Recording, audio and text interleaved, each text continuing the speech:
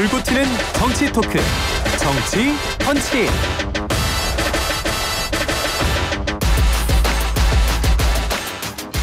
뉴스파이팅 배승입니다. 4부 이어갑니다. 정치권의 강펀치를 날려주실 정광재 국민의힘 대변인, 김용남 전 개혁신당 정치기 의장 두 분 나오셨습니다. 안녕하세요. 네, 안녕하세요. 네. 예, 오랜만에 뵙네요.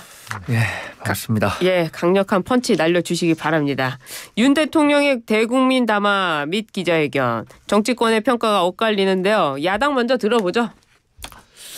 우리가 잘못을 했는데 제대로 반성을 안 하고 요리조리 핑계 대고 그럴 때 왜 매를 번다 뭐 이런 표현을 쓰는데, 어제 기자회견이 전형적으로 매를 버는 오리발 기자회견이 아니었나 싶습니다. 그런가요? 초반에 꾸벅 사과에 인사를 하면서 허리를 굽히시길래 진짜 반성을 했나 그랬더니, 강론에 들어가서는 공천 개입한 적 없고, 영부인이 국정 개입을 하거나 인사에 개입한 적 없고, 영부인이 특검 수사를 받을 이유도 없고, 도이치모터스 주가 조작 사건에 대한 검찰의 무혐의 처분은 정당했고, 강론을 들어보니까 그러면 사과할 이유가 없었어요. 제가 보기에는 어제는 안 하니만 못한 기자회견이 됐습니다. 그래요. 너무 혹평을 해주셨는데. 네. 그게 또 대통령께 매를 번다 이런 표현은 좀. 글쎄요. 어제 그런 태도로 봐서는 최대한 수위를 낮춘 점잖은 표현을 쓴 거 아닌가 싶은데요. 제가. 그래요? 예. 하여튼 굉장히 혹평해 주셨는데, 야당에서 하는 혹평은 저는 그렇게 아프다고 생각하지 않아요. 네. 그런데 우리 보수 진영 내에서 하는 평가들에도 좀 귀를 기울일 필요는 있다고 생각합니다. 저는 그러니까요? 어제 굉장히 많은 질문 받았어요. 어떻게 봤냐. 또 제가 당 대변인인데 대통령께서 하신 그 기자회견에서 지나친 혹평을 하기는 어렵고, 그래서 저는 이렇게 설명드렸어요. 그래도 대통령의 태도 변화 그리고 사과가 있었다는 점, 네. 이런 부분들에 대해서는 평가를 해줘야 된다. 다만 미진한 부분이 있었죠. 예를 들어서 이번 기자회견을 하게 된 아주 근본적인 원인 가운데 하나는 민심이 굉장히 좋지 않다는 거. 그 가운데에 김건희 여사와 관련한 리스크가 있다는 건데, 김건희 여사와 관련한 부분에 대해서 불찰과 부덕의 소치라고 사과한 것까지는 좋았는데, 네. 그러면 어떻게 앞으로 그 리스크들을 관리해 갈 것인가에 대해서는 조금 더 구체적인 방안들을 내놨으면 좋겠었다라고, 그런 부분 아쉽고요. 또 하나는 결국에는 활동 사실상 중단하고 있다고 말씀하셨잖아요. 네. 그 앞으로 중단하겠다는 것과 저는 결과적으로는 같은 얘기라고 보거든요. 근데 다르고 다른데 그 표현에 좀 어려움 때문에 그 자신이 했었던 얘기의 효과를 좀 반감시켰었던 거 아닌가라는 아쉬움은 있습니다. 논리적으로도 모순돼요. 영부인이 이미 대외 활동을 중단했다면서요. 이미 중단했다고 어제 그랬잖아요. 거의 대부분 중단을 하고 있다. 아니 그러면 제2부속실 뭐하러 만들어요? 제2부속실을 만들라면서요. 그거는 계속 하니까, 마포대교도 올라가고 온갖 일을 다 하니까 저럴 바에야 1부속실, 2부속실 나눠서 이게 대통령의 지시사항인지 영부인의 지시사항인지를 명확히 해놔야 된다는 의미에서 필요성을 제기했던 거지, 어제 대통령 말씀대로 이미 중단했고 앞으로도 안 할 거다라는 취지면 제2부속실 뭐하러 만들어요? 그러면 앞뒤가 안 맞는 얘기지. 그런데 그 사실상 중단했다는 부분과 제2부속실을 만들지 말아야 된다라는 게 논리적으로 맞지 않는다는 건 전 동의하기가 어렵습니다. 왜냐하면 사실상 중단에도 불구하고 영부인으로서의 지위를 유지하고, 또 아주 공식적인 행사, 예를 들어서 외교상의 정말 필수 불가결한 행사 같은 경우는 해야 된다고 말씀했잖아요. 그것까지 우리 당이나 아니면 국민께서 하지 말라고 요구하고 있는 건 아니잖아요. 그리고 어떤 비공식적인 활동, 사적인 활동도 분명히 통제돼야 될 부분이 있는 거죠. 여사가. 그 사적인 부분에 대해서 문제가 생겼던 거 아닙니까? 명태균 씨 관련한 얘기들도. 그러니까 그런 것들을 종합적으로 관리하기 위해서라도 제2부속실은 반드시 필요하다고 생각하는 거죠. 사적 활동에 대해서 어떤 저희 속보가 있어서 예. 속보 좀 전해드려야 될 것 같아요. 오늘 오전 4시 33분 제주 해상서 금성호 침몰 사고 관련한 속보 전해드려야 되는데요. 해경에서 발표입니다. 심정지 상태고 구조된 금성호 한국인 선원 2명은 사망했다고 합니다. 여기까지 전해드리고 자세한 소식은 또 뉴스에서 다뤄드리도록 하겠습니다. 말씀 이어주세요. 그러니까 사적 활동에 대해서 뭐 여러 가지 문제가 있었죠. 그러면 사실은 제2부속실보다 오히려 특별감찰관이 필요할 거고 그건 뭐 앞으로 또 있을지 모르는 불미스러운 일에 대한 어느 정도의 예방 효과를 위해서 특별감찰관 얘기가 나온 겁니다만 이미 벌어졌던 일에 대해서는 특별감찰관이 할 수 있는 일이 없죠. 근데 어제 가장 황당했던 부분이 그거예요. 이른바 국정농단 특검의 수사팀장으로 들어가면서 그 덕분에 출세하고 뭐 검찰총장까지 지내고 지금 대통령 자리에 오르신 분이 야당 추천 특검에 대해서 위헌적이다. 자유민주주의에 반한다. 아니 국정농단 특검이 전형적인 야당 추천 특검이었거든요. 이런 자기 부정이나 자기 모순이 어디 있어요. 그리고 그거를 국민들 앞에서 공개적으로 할 수 있는 말씀입니까 그게. 어떻게 보세요? 근데 2016년 특검은 야당 단독으로만 했었던 건 아닌 거 알고 계실 거예요. 2016년에는 당시에 여당에서 합의를 해서 같이 특검을 추천했었던 거고 어제 윤석열 대통령이 국회가 추천하는 특검은 뭐 위헌이다라고 말씀하신 것은 국회 내에서 야당 단독으로 하는 것이 위헌성이 있다. 왜냐하면 야당이 그 검사를 임명한다는 것 자체가 그런 부분을 지적하신 거고요. 저도 뭐 특검 자체가 완전히 위헌적이라고 보진 않습니다. 그런데 그동안의 특검이 운영됐었던 거를 본다면 야당 단독으로 했더라도 대통령이 수용하면 특검이 이루어졌어요. 근데 여야가 합의하지 않고 대통령도 합의하지 않은 특검은 이루어진 적이 없거든요. 그런 부분들을 지적하는 과정에서 약간의 용어 선택은 잘못됐었다고 봅니다. 그러니까 국정농단 특검도 특검 후보를 전부 야당에서 추천했던 특검인 거는 틀림없고요.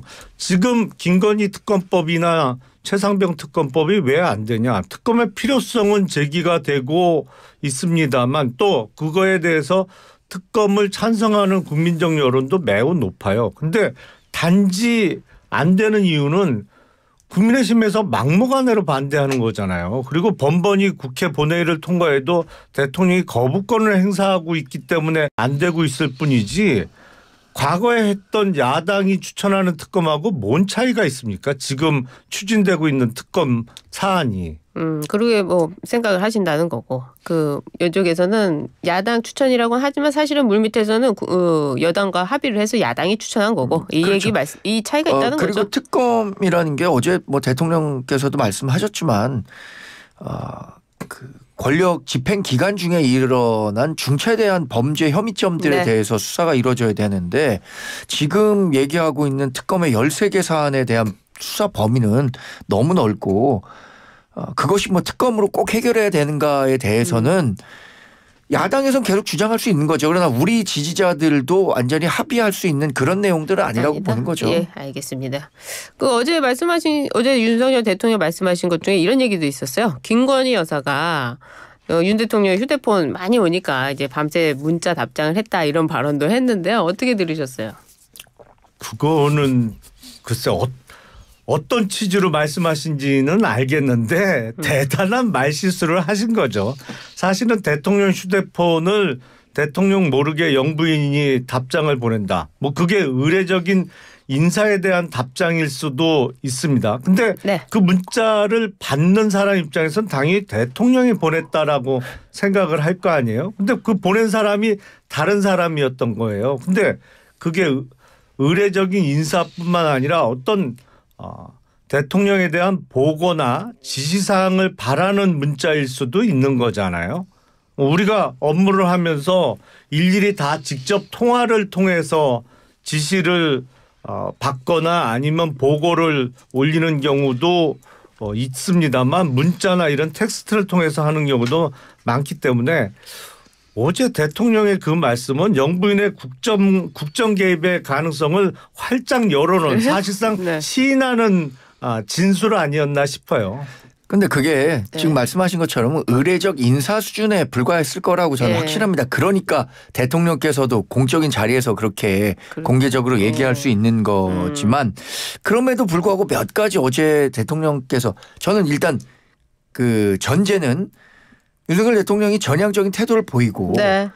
지금의 상황을 심각하게 인식하고 있구나라는 모습을 보이면서 사과했다는 점은 아주 좋게 평가해요. 근데 몇 가지 드러난 부분들은 아쉬운 건 있죠. 뭐 지금 말씀하신 김건희 여사가 일일이 뭐 답변을 하는 과정에서 뭐 미쳤냐 뭐 이런 표현이라든가 국회 시정연설에 나 이래서 안 갔다라고 했던 거나 이런 것들은 조금 아쉬워요. 왜냐하면 자신은 도를 맞고서라도 앞으로 나가겠다라고 했잖아요. 그러면 국회에서 그렇게 반대하고 뭐 비판을 받고 일종의 수모를 당한다고 하더라도 그동안 우리가 쌓아왔던 관례라든가 이런 것들을 고려했다면 종합적으로 국회 개원이나 뭐 시정연설에 참여했었어야 하고 이런 부분들을 뭐 일종의 좀 자기 합리화했었던 부분은 조금 아쉽더라고요. 시정연설 참여하지 않은 부분은 그 전에 갔더니 앞에서 탄핵도 얘기하고 탄핵을 계속 운운하면서 오라고 하는 것 그리고 갔더니 뭐 인사도 안 하더라. 이런 모습을 국민한테 보여주는 것이 과연 맞는 것이냐 이렇게 또 입장을 얘기했는데 일견 타당성 있는 거 아닙니까? 야당에 대한 책임도 있는 거잖아요. 뭐가 타당해요? 야당이 대통령이 국회 네. 가면서 야당 쪽에서 뭐 피켓 시위를 한다든지 네. 아니면 대통령의 악수를 청하는 손길을 거부한 예가 한두 번이었어요? 역대 대통령 중에 없었어요? 그게 그렇다면 그게 정당하다 이 말씀이세요? 아니 없었냐고. 그래서 그 핑계로 예. 국회 시정연설을 거부한 대통령이 있었어요? 제가 왜 윤석열 예. 대통령만 극진하게 국회에서 모셔야 되고 대접을 받아야 되는데요.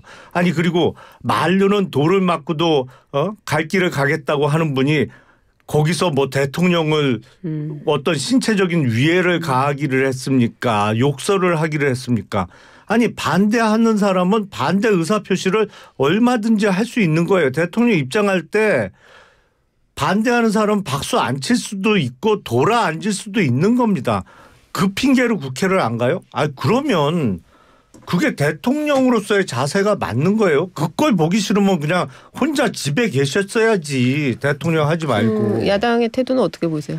야당 태도도 뭐 칭찬받을 건 없죠. 당연히 비판받아야 하죠. 사실상 그 최소한의 예의는 분명히 가져야 한다고 생각합니다.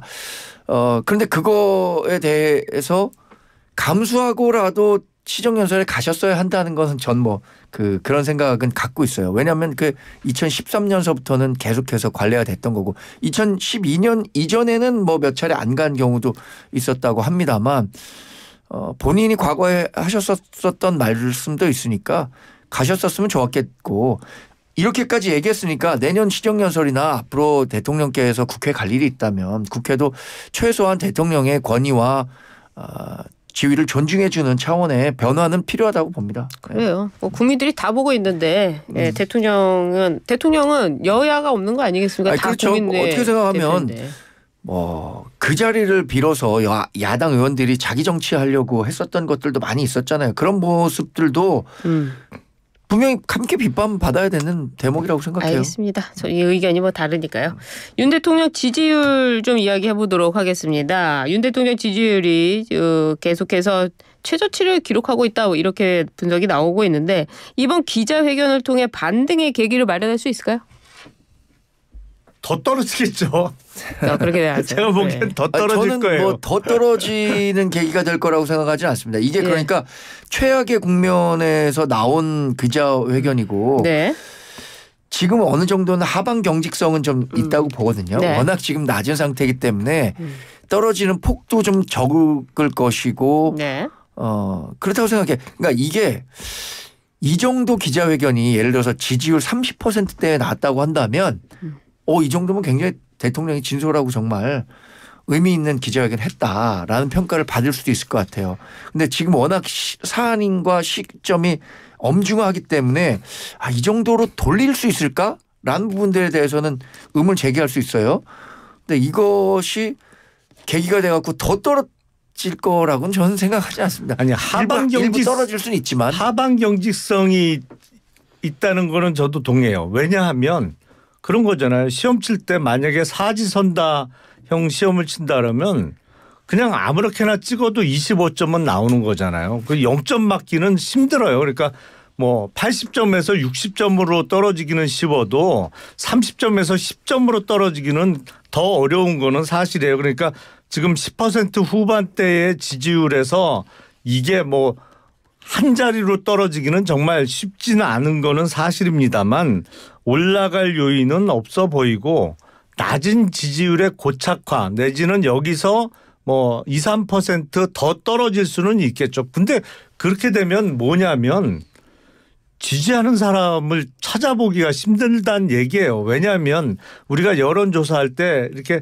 선택 문항을 주기 때문에 뭐 그냥 랜덤하게 몇 번을 찍는 사람도 분명히 소수지만 있거든요. 그러니까 뭐 0점 받기는 어려운 게 여론조사인 거는 사실인데 뭐 20% 30%를 뚫고 올라가기는 어려울 거라고 생각이 돼요. 아니, 결국에는 어제 기자회견 물론 중요했지만 이후에 나오는 후속 조치들이 무엇이 될 것이냐 이것도 굉장히 중요하다고 생각해요.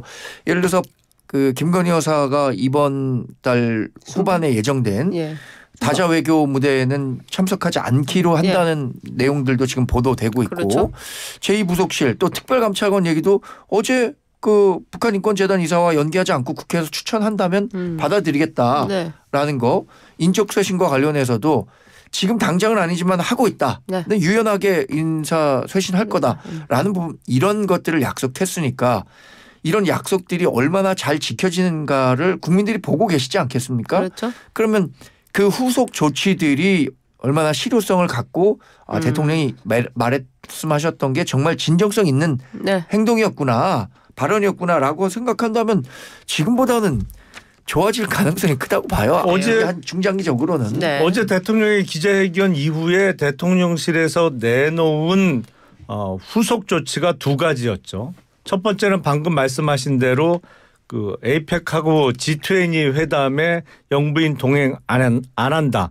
근데 이거는요. 작년 연말에 소위 디올백 수수 동영상이 공개된 이후에도 그 다 계획이 잡혀 있던 도이치 순방 계획도 3일 전에 갑자기 취소하고 한 5, 6개월 그 해외 순방을 안 간 적이 있어요. 그러니까 대단한 게 아니에요. 그러니까 여론이 안 좋아지면 그냥 안 갔어요. 몇 달 동안은. 그런 의미에서 11월 순방 안 따라가는 게 뭐 이렇게 대단한 일로 국민들이 받아주실 것 같지는 않고 또 두 번째 대책이 뭐였냐면 휴대폰 번호 바꾼다였어요.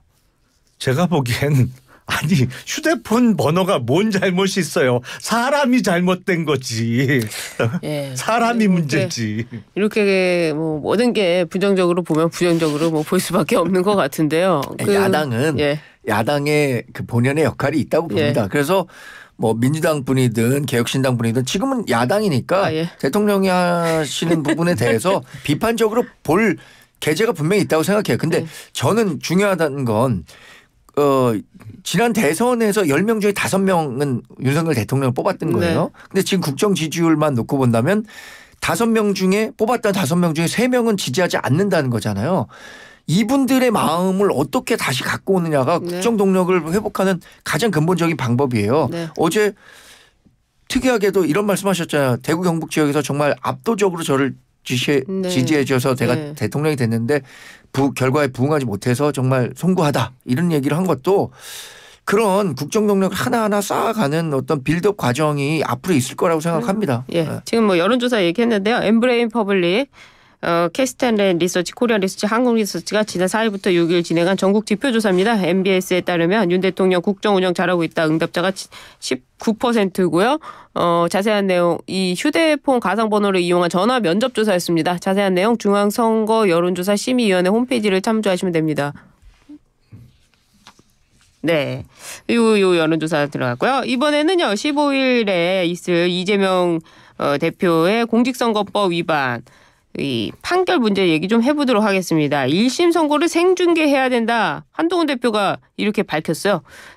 그리고 또 위증교사 혐의에 대해서는 대단히 죄질이 나쁜 위증이다. 이렇게 비판을 했는데요. 한동훈 대표의 이런 비판 먼저 들어보죠. 네, 이제 이재명 대표의 시간이 아니라 사법부의 시간이잖아요. 네. 사법부가 이제 15일, 25일에 두 번에 걸쳐서 이재명 대표 1심 판결을 하고 있고 이걸 계기로 저는 한동훈 대표가 민주당에 대한 공세, 정치적 공세든 그게 어떤 네. 그 공세 수위를 좀 높일 가능성이 크다고 봐요.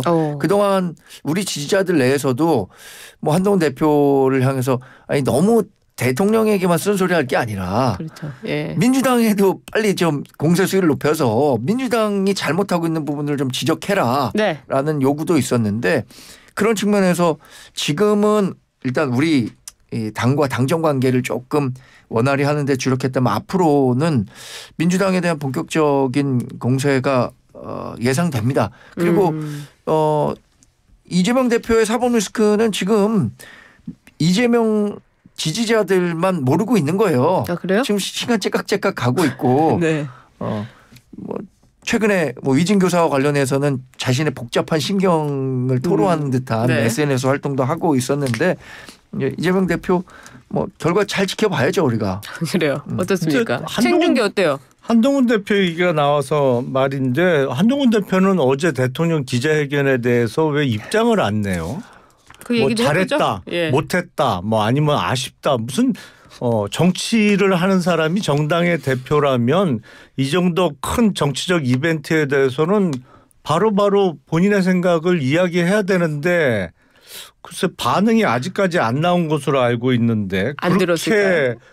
동작 느려갖고는 정치 못해요. 아니 근데 그 항상 기민하신데 정치적 판단도 기민하신데 이런 사안은 신중에 신중을 기해야 하는 사안이라고 생각하는 거죠. 그리고 메시지를 내지 않은 것에 대해서도 뭐 여러 의미를 둘 수 있을 겁니다. 그거 자체가 메시지가 될 수도 있고 한동훈 대표 생각을 뭐 제가 예단해서 말씀드릴 수는 없겠지만 지금의 당정 관계와 앞으로의 보수 정당과 정권 재창출에 있어서 지금 어떤 포지션을 갖고 가고 대통령과의 관계를 어떻게 설정하는 게 가장 좋겠느냐. 지금 고도의 정치적 판단을 하고 계실 거라고 생각해요. 그게 공직사회하고 정치권하고 다른 점이 그런 거예요. 공직사회에 있을 때는 예. 뭐 중요한 문제다 그러면 며칠 몇 달을 고민해도 됩니다. 근데 정치권은 그렇지 않더라고요. 보니까 저도 공무원 하다가 들어와서 여기는 바로 생각이 정리돼서 바로 답변이 나와야 돼요. 바로 답변해 주세요. 아니 그러니까 그건 저는 아니, 제 생각은 얘기했고. 이재명 생중계. 아 그거요? 예. 재판의 생중계 여부는 재판부의 허가 사항입니다. 물론 예. 이제 재판부가 결정할 문제인데 1심 선고를 생중계한 예가 있나요? 두 번 있잖아요. 아니 그러니까 네. 대단히 드물죠. 예. 지난번에 국정농단 이른바 그 재판 때 생중계가 이루어졌고 대단히 드문 예인데 네. 글쎄 다른 당 대표의 형사사건 1심 선고를 생중계해야 된다고 또 다른 당 대표가 주장하는 건 약간 보기에 그렇게 좋아 보이지는 않아요. 그런데 이렇게 거대 야당의 당 대표의 피선거권이 달린 문제가 재판에 이루어진 경우가 있었나요? 그러니까 그런 예고가 별로 없었다는 것은 이런 사건 자체가 별로 없었기 때문에 그동안 없었던 거죠. 이렇게 중차대한 사안에 대해서는 국민이 법원은 어떤 판단을 하고 있는지 지금 사실 검찰이 구형한 것에 대해서는 민주당이 정치검찰 프레임을 쓰였기 때문에 수긍하지 못하는 분들도 있을 거예요. 그러나 사법부가 판단하는 것에 대해서는 우리 국민이 갖고 있는 인식이 다를 거라고 생각이 들거든요. 네. 그럼 사법부 판단을 정확하게 한번 잘 들어볼 수 있는 게 공공의 이익에 부합한다. 네. 이것은 지난번에 민주당이 박근혜 전 대통령이나 이명박 전 대통령 1심 판결 생중계하자고 주장했던 것과 뭐 궤를 같이 했다고 봅니다. 저는 윤석열 대통령이나 국민의힘이 정치를 잘해서 풀어나가야 되는데 지금 사법 의존도가 너무 높아요. 야당 대표 또 야당 정치인에 대한 사법부의 판결에 대한 의존도가 너무 높은 거 아닌가. 사법부에서 어떤 결정을 내릴지 모르겠습니다만 그런다고 지금 집권 세력의 문제가 해결되지는 않을 것 같습니다. 근데 법원 내에서도 이 생중계 여부는 좀 이렇게 공개하는 방향으로 지금 방향을 하고 있잖아요. 다른 재판에서도. 아니 그건 뭐 재판부에서 결정할 문제죠. 어떻게 결정할 것 같습니까? 글쎄요. 저는 그 부분에 대해서는 잘 모르겠는데요. 이게 선고를 꼭 TV 라이브로 생중계할 필요가 있을까? 뭐 저는 좀처럼 재판 생중계는 없는 일이라 익숙하지는 않습니다. 저도 사법부가 상당히 보수적인 조직이잖아요. 네. 그래서 생중계를 했으면 하는 바람을 강력하게 갖고 있지만 생중계를 허가하지 않을 것 같은 좀 불길한 예감이 있습니다. 불길한 예감이 드는군요. 알겠습니다. 좀 전에 언급했던 여론조사는 MBS 4일에서 6일 동안 진행한 4일에서 6일까지 진행한 조사라고 합니다. 저희 자세한 내용 알고 계시죠? 중앙선거 여론조사 심의위원회 홈페이지 참조하시면 되고요. 오늘 강펀치 김용남 정책위원장이 너무 세게 날리신 거 아니에요? 아니 최대한 자제하면서 제가 말씀을 드렸는데 두 분 말씀 잘 들었습니다. 지금까지 김용남 전 개혁신당 정책위장 정광재 국민의힘 대변인이었습니다. 감사합니다. 고맙습니다. 네, 고맙습니다.